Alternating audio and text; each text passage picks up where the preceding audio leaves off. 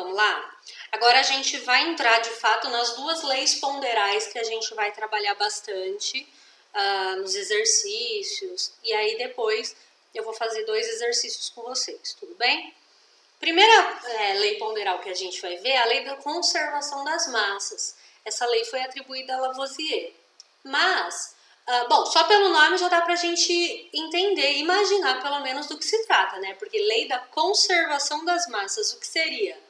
Conservação das massas. Significa que o que eu tiver no início, eu vou continuar tendo de massa no final, né? Se eu começo ali com reagentes com massa de 2 gramas, no final eu vou ter produtos também pesando no total 2 gramas.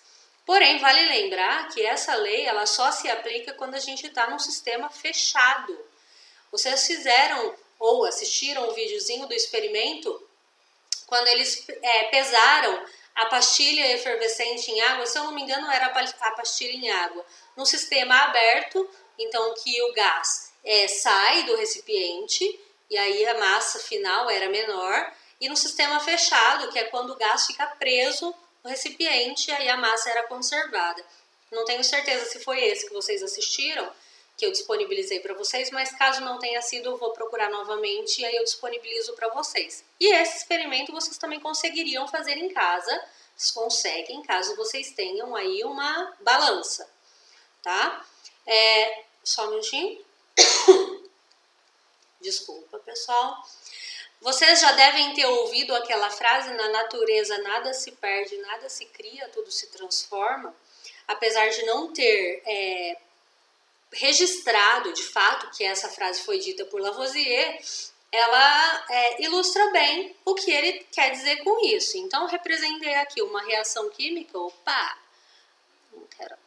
uma reação química, então a gente tem aqui os reagentes e os produtos, né? A gente está representando A e B como sendo 2 reagentes, 2 substâncias no reagente, e C e D como sendo 2 substâncias que fazem parte do produto.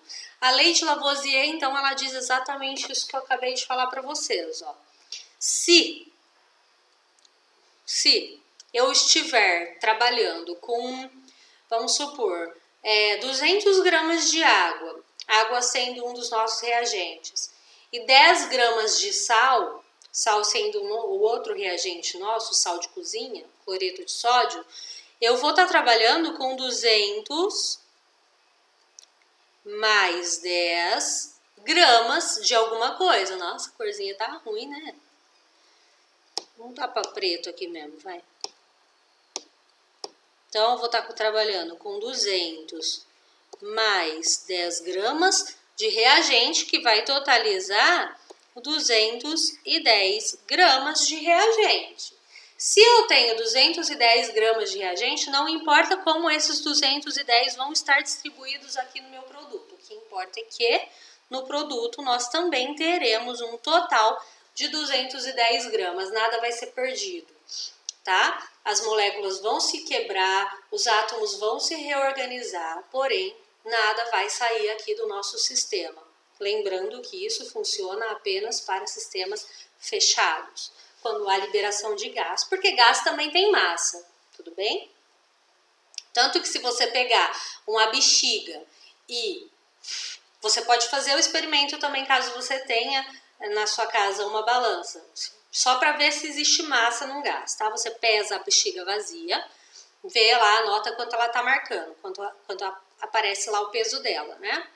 Lembrando que aqui a gente está falando de peso, porque a balança ela já nos dá o valor da massa junto com a gravidade, né? Com a força de atração. Então, você vai marcar lá qual foi o peso da bexiga vazia. Enche a bexiga, agora pesa novamente. E aí você vai ver como há variação no peso, porque o ar, que é gás, tem massa, tudo bem? Então, a primeira lei ponderal é a lei de Lavoisier. Então, ele diz basicamente isso. A massa do que eu tinha no início vai ser a mesma massa que eu vou ter no final. Tudo bem? E depois nós temos a lei das proporções definidas, que é a lei de Proust. Tudo bem? Então, aqui, proporção, lembra? Se a gente vai fazer uma receita para 4 pessoas e a gente usa um copo de leite, ok? Beleza? Se eu for fazer agora a mesma receita, só que agora para 8 pessoas, dobrou a quantidade de pessoas, então eu tenho que fazer uma receita maior, proporcionalmente. Vou usar lá 2 copos de leite, porque aumentou o dobro da quantidade de pessoas. Então, proporção. E a lei das proporções definidas, ela fala isso aí. Existe uma proporção constante entre as substâncias que estão presentes nessa reação, tá? Então, coloquei aqui para vocês uma tabelinha que está, inclusive, no livro de vocês, tá? Então, a gente tem aqui o experimento. Somando as substâncias X e Y, a gente vai resultar nas substâncias Z e W. Sempre as substâncias que vão estar presentes no experimento, elas vão ter uma massa, né? Peraí. Elas sempre vão ter uma massa. Então, eu coloquei aqui, no primeiro, são 2 experimentos, tá representando 2 experimentos aqui. No primeiro experimento, a gente vai usar X1 de massa, como se fosse, sei lá, 2 gramas da substância X. E no segundo experimento, a gente vai usar uma outra massa, X2, aqui a gente chamou de X2. E assim segue com Y, então, massa Y1 para o primeiro experimento, Y2 para o segundo, Z e W, mesma coisa.